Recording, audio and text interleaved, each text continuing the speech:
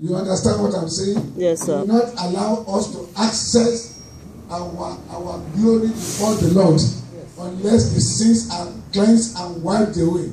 And the only one that is inviting us to come now is Christ Jesus. So before you can have access to the kingdom of God, before you can have access to your glory, your sins, my sins must be forgiven me. We bow down on our feet as we are, and we want to pray unto the Lord for forgiveness of sins. Let us just keep on pondering. You don't need to shout. Ask God. If you are before the judge and you're standing up, you want to, even if he does not ask you to put your hand behind your back, you want to put it to it to let him see the sympathy you need from him or her. So let us bow down our head where we are and seek for forgiveness of sin from the Lord. Psalms reading alone may not be sufficient, but you want to go down, down, down, down. Yes. Yes. Down, down, down, down. That the Lord will forgive us this evening.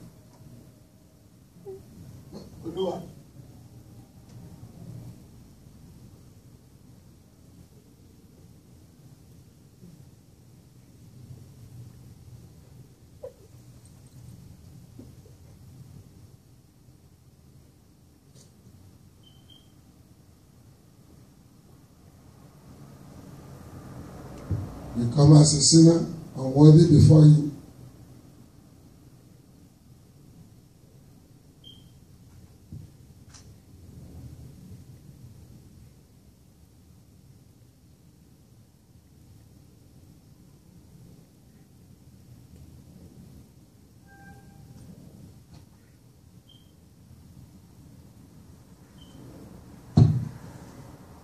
Olúwa o.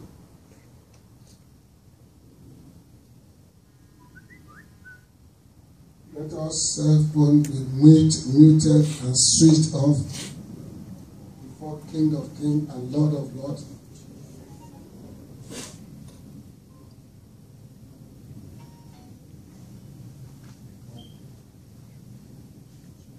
While we open our hymn 280 on our knees, may the Lord Almighty in heaven forgive our iniquities. Amen. In the name of Jesus. Amen. Let us go to hymn number 280 in our hymn book 280. We are the Holy Church. Celestial Church is good. Jesus, our Father, has given us good things, and now we are happy. 280. Are we there? Yes, sir.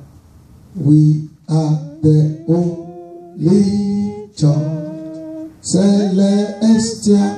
Celestial Church is good.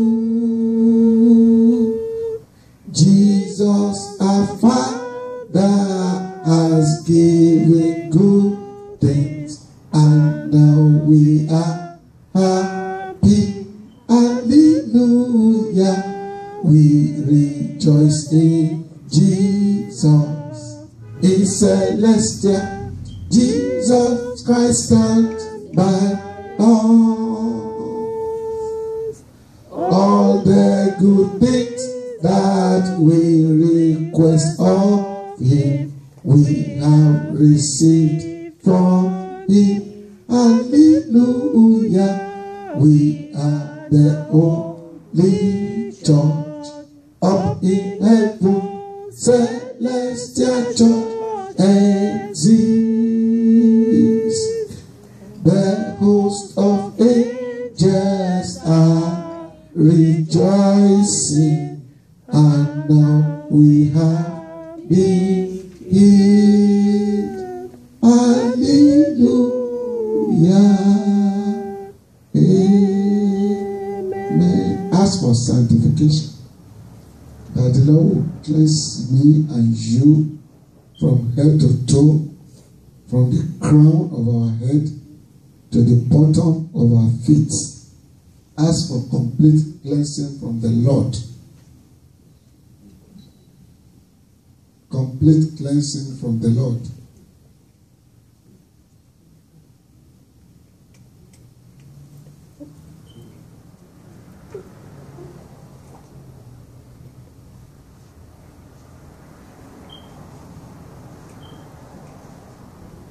Jésù.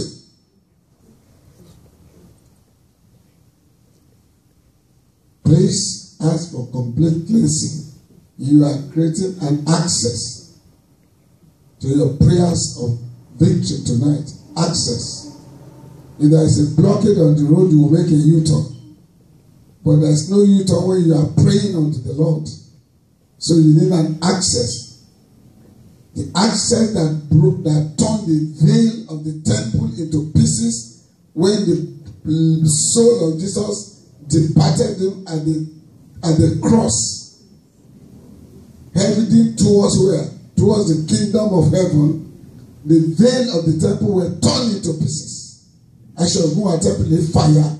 So Christ was able to have access on his way to heaven. It's only the body that were there.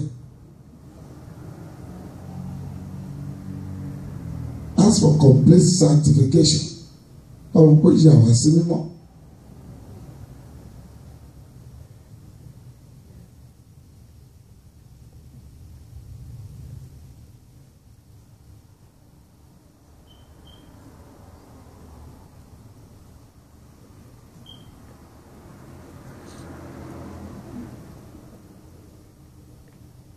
Jésù.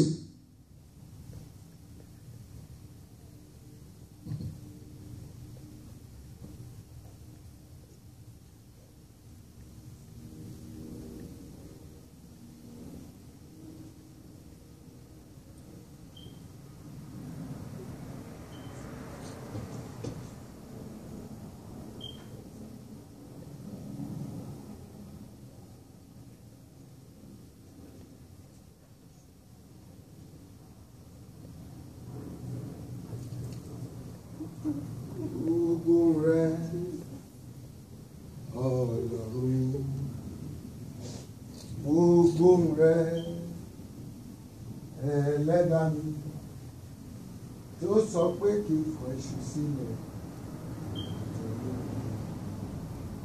Bàbá ló pè mí.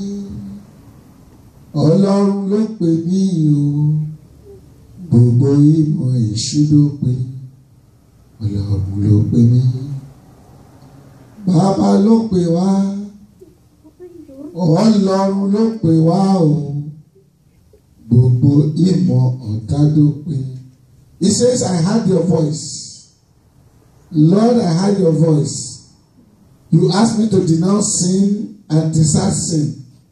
Christ Jesus is inviting me. He's calling me.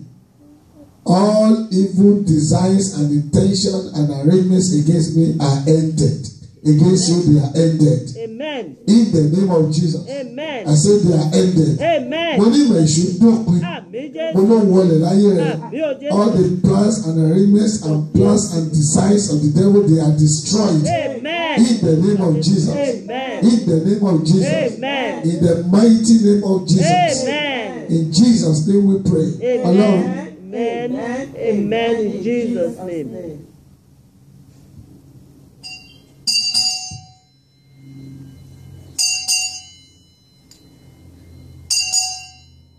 Holy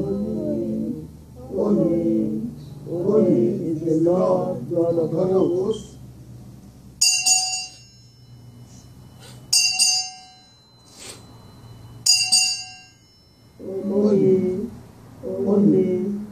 Holy is the Lord God of hosts.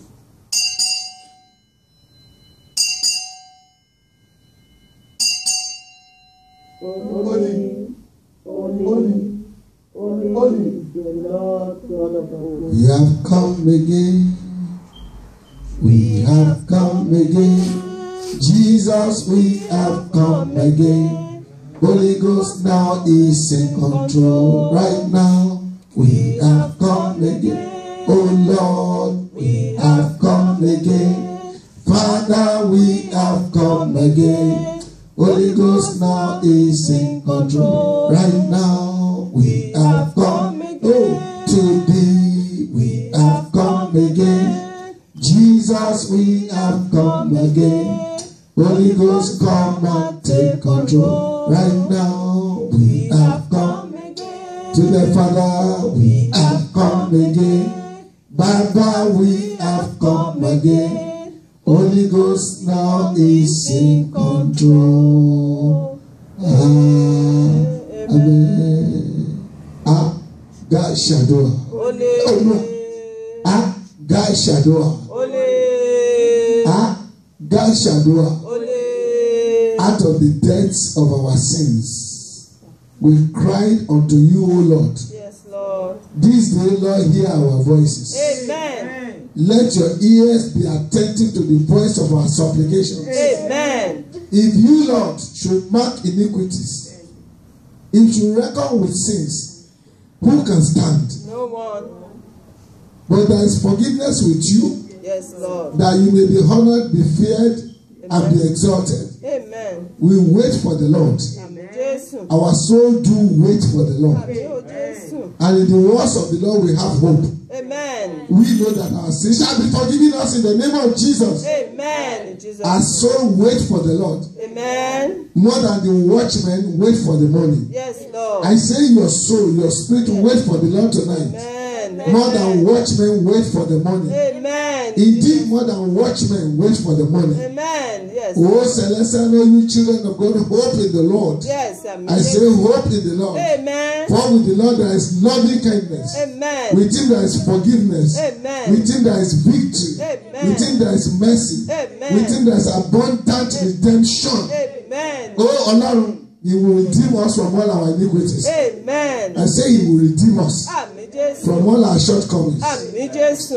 Oh Lord, our heart is not proud, nor our eyes so haughty, nor do we involve ourselves in great matters or in things too difficult for us. Surely we have composed and quieted our souls in waiting for you, Yes, Lord. like a weaned child rests against his mother. Yes, Lord. My soul, our soul is weaned child within us. Oh, children of God, hope in the Lord. Amen. I say hope in the Lord. Amen. For this time forth and forevermore. Amen. Jehovah, Ole. Jesus Christ, Ole. Holy Michael. Ole. We come, O Lord, like the children of Israel that were persecuted Yes, Lord. from the earliest time up until now. But they were never, ever destroyed completely. We interpret it to mean that whatever the enemy has done to us, they cannot destroy us. Amen. They will not be able to destroy us. Amen. Because upon the rock of Jesus we stand. Amen. Jesus. He's our shield. He's our fortress. Yes, Lord. The same is true of us as Christians today. Because we are facing hard times. Yes, We Lord. are facing persecutors. We are facing gossipers. We are hitting hateful people in places of work, in our neighborhood, within congregation. Father, silence all our enemies. Amen. In the name of Jesus. Amen. Silence our enemies. Amen. In the name of Jesus. Amen. You said unto Peter, Yes. upon this rock I will build my church. Amen. Oh, and the gates of hell shall never prevail. Amen. We get this upon us this evening, Ní orúkọ that we are Jésù. standing upon the rock of Jesus, Amen. and Jesus. the gate of hell will never prevail. Amen. In Jesus. the name of Jesus. Amen. You better turn it to prayer and begin to pray. If you want to sit down, begin to pray. If you want to sit down, tó bá ti wọlé àdúrà ìwá, ọ̀rọ̀ Ọlọ́run láti sọ̀rẹ́dà fún Ọlọ́run pápátá, kí oṣù kó má jọba láyé rẹ, kó má gbàkóso ìrìnàjò ayé rẹ, that the gate of hell will never prevail over your life. In the name of Jesus. Ìjọba èṣù nínú àjò mi nílùú yìí, in my journey, in my sojourn in this country, that the gate of hell will never prevail. If I slap you with my leg, you will be broken into pieces Ní tonight. orúkọ Jésù Ọlọ́run ọba ìyanu. That the gate of hell will never prevail. He said, Father Almighty, you told me to Peter, upon this rock I will build my church, and the gate of hell will never prevail. I release the same statement of you, Jesus says so, to Peter upon me today, that the gate of hell will never prevail. Jesus ló sọ bẹ́ẹ̀ kì í ṣe ènìyàn. In the mighty name of Jesus. Yes, Father Lord, I pray for you are the only one that can do it in the mighty name of Jesus. The gate of hell. Jesus, Ọlọ́run. Power to prevail over me, over my A city without God will crumble. You know that. From evil and corruption, For evil and corruption in the mighty I have God on my side. I have God on By my right, by my right, by my left, by my left, by my front, by my front, by my back. by my back. In the name of Jesus, gates of hell will never prevail. Gate of hell will never prevail in my life in the mighty name of Jesus. I will never make the mistake of leaving God out of my life in the name of Jesus. Out of my life in the mighty name of It's an abomination. Ọjọ́ tó ń ti gbàdúrà nǹkan, who cares? The reason why you are here has a purpose. In the name of Jesus, you will never make a mistake of leaving God out of your life. Of leaving God out of my life. Otherwise, every effort of your life, of my life, will be futile. In order for it not to be futile, God in heaven will take total control of your situation and will never leave your God by your side. In the name of Jesus. Tell it to God in heaven.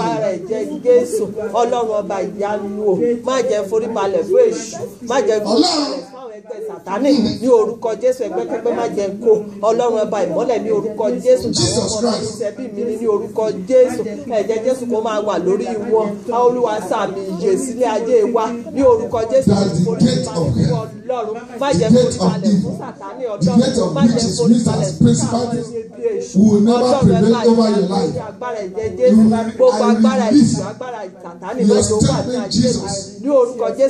You said to Peter, upon myself, ohun tó tó rẹ jáde, ìgbórí àpáta yìí ló kọ́lé ìjọ rẹ sí.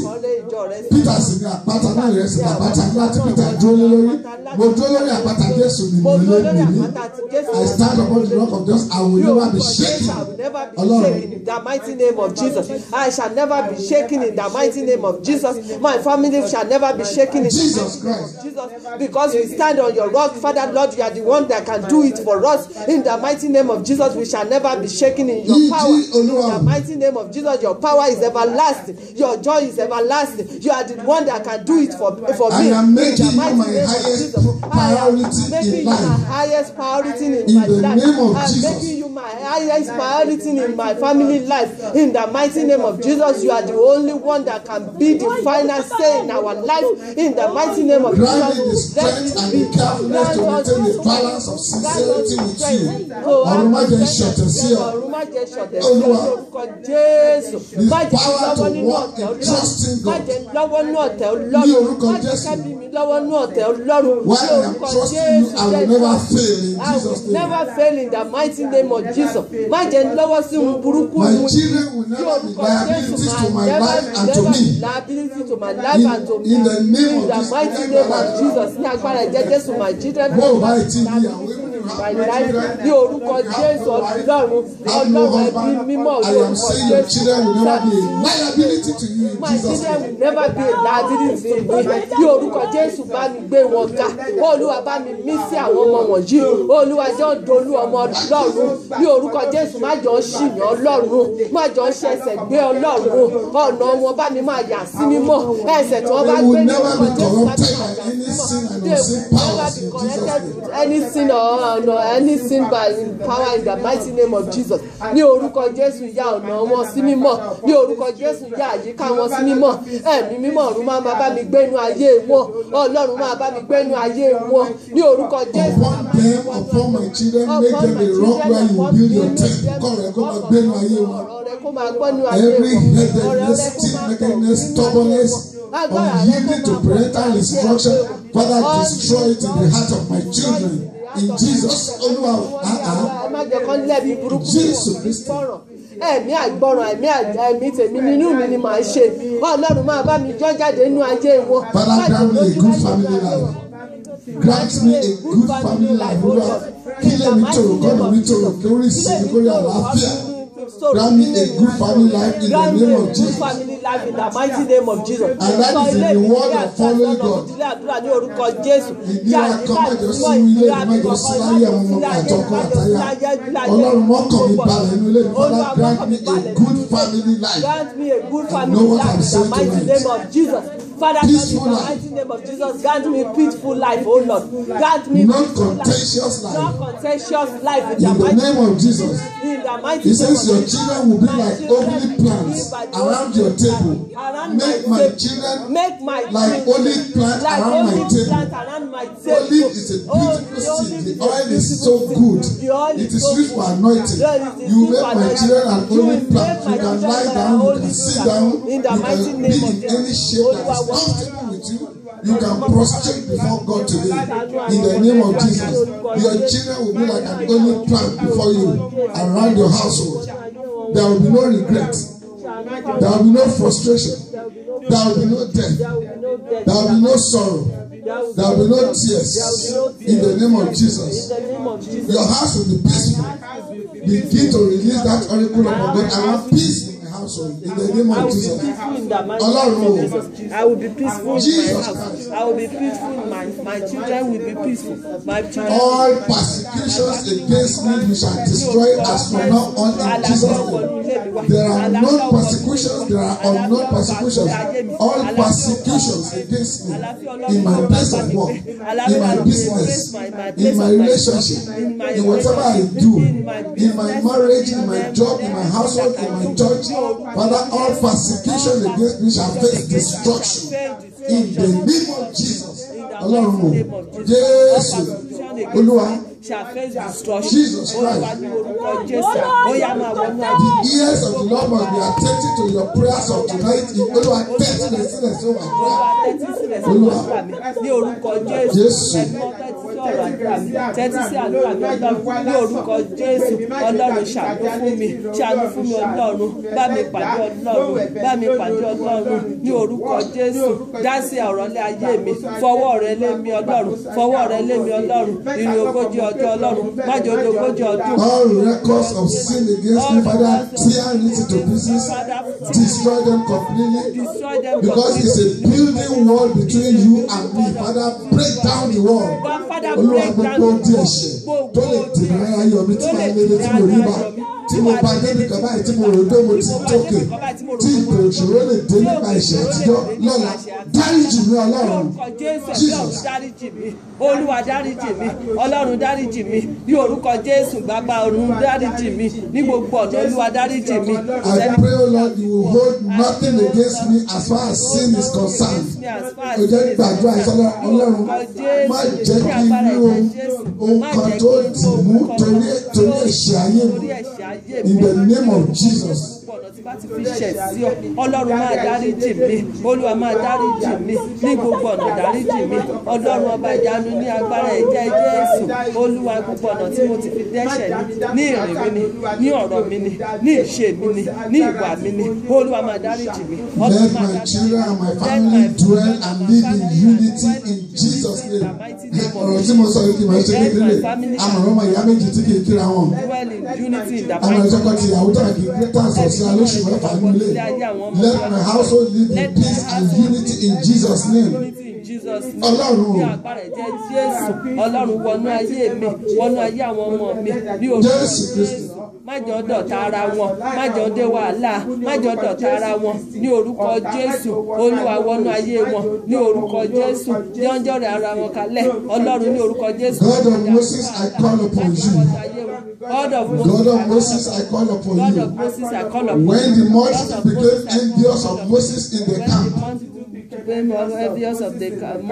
Aaron, the Holy One before the Lord, tell it to God, the earth opened, and swallow up that time, and engulf the company of the conspirators. Do you understand what I say? That the Lord will swallow up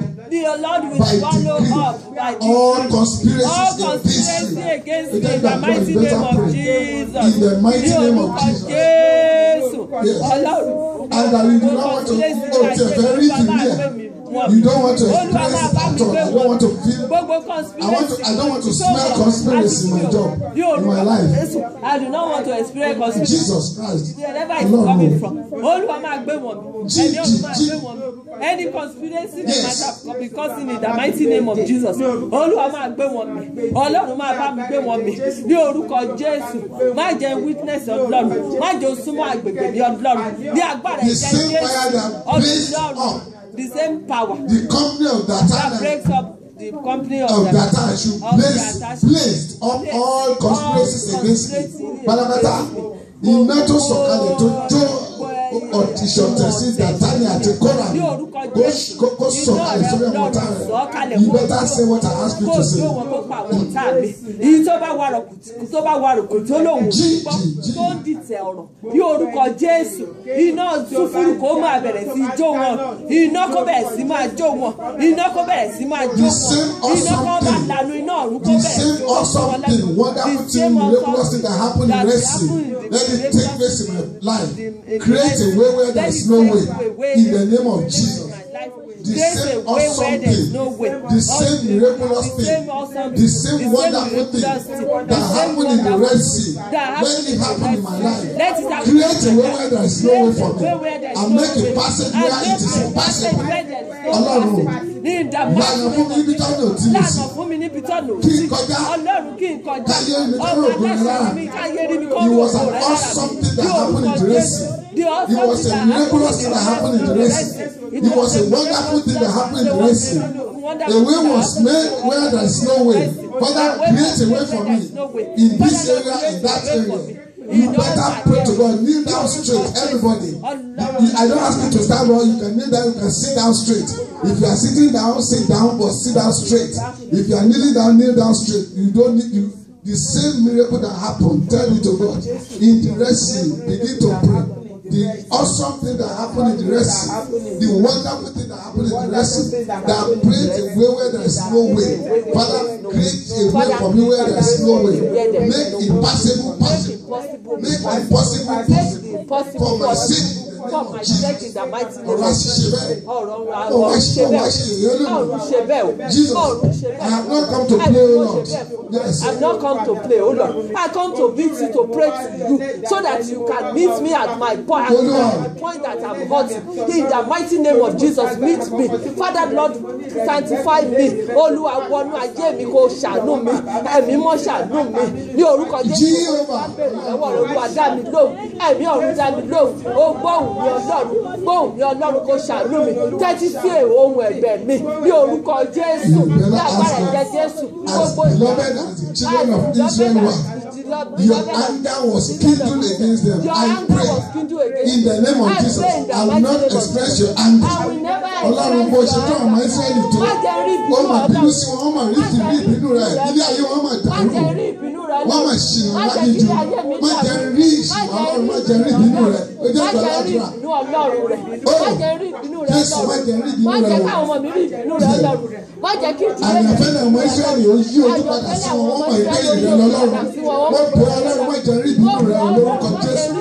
Ọmọ mi ò gbúdọ̀ rí ìbínú rẹ̀. Ọkọ mi ò gbúdọ̀ rí. My husband will not see annoyance. My children should not see. My beloved ones should not see. My friends should not see. My family should not see. My neighbors should not see. Those who wish me well, put it there. Only those who wish well will not express evil in Jesus' name. We never express evil in Jesus' name. In the mighty name of Jesus. The Lord will save you tonight. In the name of Jesus. Amen. From sin and unseen enemies. Amen. In the mighty name of Jesus. Amen. The Lord will deliver you tonight. Amen. From known and unknown enemies. Amen. In the mighty name of Jesus. Amen. Holy One Israel will be your defender. Amen. In the mighty name of Jesus. Amen. In Jesus' name. You will never quickly forget the works of God. Amen. Àdúrà máa ń gbà fún tó ṣe ọ́. whatever will happen to you that will cause you to forget the great works of God in your life and begin to do your own things the way you like it, that is not the way of God, it will never happen to you. In the name of Jesus. Jehovah, I don't want to forget your great works, O Lord. Sanctify me and anoint me. Ní orúkọ Jésù. Yes. Do not let me grumble like the children of Israel. Little things will happen to believers. They will forget the goodness of God. They will begin to grumble. God will seize their grace and blessings. Ọlọ́run má jẹ́ gbàgbé rẹ̀ àbí gbàdúrà sọ́lọ́run. Jesus Christ. Olúwa má jẹ́ gbàgbé oore rẹ̀. Má jẹ́ gbàgbé oore rẹ̀. Má jẹ́ gbàgbé àlàáfíà rẹ̀ nínú ayé mi. Má jẹ́ gbàgbé agbára ńlá rẹ̀ nínú ayé mi. Ọlọ́run má jẹ́ gbàgbé orúkọ dúpọ̀ rẹ̀ nínú ayé mi. Ní orúkọ Jésù. Má jẹ́ gbàgbé oore rẹ̀ nínú èmi ní ọ̀nà mi. Má jẹ́ gbàgbé oore rẹ̀. Agbára rẹ̀ wá máa fi God told to the children of Israel, He said, these Moabites, they are giants. Kìnìún ni wọ́n ẹ̀hẹ̀rẹ̀ ni wọ́n gbọ́dọ̀ àti wọ́n. I will make your enemies your worshipful. Wọ́n máa ṣe wọ́n sí. Wọ́n á dọ̀tí wọ́n á di abọ́ tí wọ́n á máa ṣe wọ́n sínú rẹ̀. The Lord will make your enemies your worshipful. Say so. Yes. Tó bá jẹun tí mo fẹ́ ṣe wọ́n ẹ̀ sínú abọ́. Ọlọ́run wá gbàgbá lọ́wọ́ àwọn ará Moabites. Ó wá sọ ọmọ táwọn ti aláìlágbára. Ó wá sọ wọ́n di páànù ọbẹ̀ táwọn ṣe wọ́n sínú rẹ̀. The Lord will make your enemies your worshipful. Wàá máa ṣe wọ́n sí. Wàá jẹun tí wàá máa ṣe wọ́n lé wọn lórí. You will finish eating. You will be making your enemies your worshipful. Orí wọn lọ́wọ́ ṣe wọ́n sí. Torí ó jọba lórí wọn ní Jehovah. Ní orúkọ Jésù ni yóò jọba lórí wa àwọn ọ̀tá mi. Ní orúkọ Jésù sọ àwọn Every ọ̀tá mi. wickedness against you. Every wickedness God will appoint a wicked man upon such people. In the against name of Jesus. Gbogbo ogun tó dìde sí Ọlọ́run àwọn ayé ogun tí ẹ̀wọ̀n ọ̀tá rẹ̀. Mo sọ bẹ́ẹ̀ ó làjá níbi yìí o. Olúwa ná ogun tí àwọn ọ̀tá rẹ̀. Yóò làjá. Ní orúkọ Jésù yóò làjá. Ní agbára Jésù yóò làjá. Ìbànújẹ́ ò ní yẹ. Ìbànújẹ́ ò ní wọlé. Father Lord Almighty, assign a wicked man to my enemy. In the name of Ní orúkọ He will assign a wicked man to those who are harassing you at your work and your business. When you enter, they are jealous of you for no reason. God will assign a wicked man against them. In the name of Jesus. In the mighty name of He will appoint a wicked He man will against your appoint enemy. Yes. a wicked man against my enemy. When your enemies are judged, they will be found guilty. In the name of They will be found when your enemies are judged, they will be found guilty. In the name of Jesus. And for the sake of Deliah and Shaman, those who are accusing them, their enemies will be judged. In the name of Jesus. They don't need to be here before we pray for them. Because they are going to this Friday, whether they are here or not, God will judge their enemy for them. In the name of Jesus. Ẹgbẹ́ gbàdúrà ní ẹni yóò sí ẹjọ́ tó àdúrà tó olóṣèṣẹ́ Ọlọ́run á kó jẹ tó kó ẹjọ́ wọn sí kó lórúkọ Jésù. Ọlọ́run bá mi sìn wọ́n lọ. Olúwa bá mi sìn wọ́n lọ. Father Lord defeat their enemy. Ní orúkọ Jésù lọ́wọ́ wa ṣọpẹ́. Ọlọ́run bá mi dájọ́. Ẹ̀mí ọ̀run bá mi dájọ́. Adájọ́ ọ̀run sọ̀kalẹ̀. Olúwa kò gbé adájọ́ náà wọ̀. Ẹ̀mí ọ̀run bá mi gbé adájọ́ náà wọ̀. Olúwa ní orúkọ Jésù. Jọ́kọ̀ wọ́n wá dájọ́ ṣọpẹ́. Their children will come back to them. Ní agbára jẹ́ Jésù. Olúwa kò bá jà. For those that are looking for the blessing of the moon, Father, visit them as the visitor saved. Father, visit them as the visitor Mary. All those looking for the blessing of the moon, Father, answer them in the name of Jesus. Touch them, O Lord. Let them be fruitful of the fruit of the womb. Let them be blessed with children from above. The same visitation from Angel Gabriel that visited Mary, also visited Elizabeth. Father, in your name, you will visit all those that are looking for blessing of the womb. They shall be pregnant with joyful child from heaven. In the name of Jesus. They don't need to be here or not. Blessings for those that are looking for stability of immigrational status in this country, that are members of Ecological Government. In the name of Jesus, they must be answered. They must be answered. There must be a way for them. Wherever they go, to and fro, they never meet with incident of deportation. In the name of Jesus. Gbogbo ọjọ́ ìwé ìgbéwò, tán gbé ìlú ìlọ́wọ́, ibi tó bá yà sí.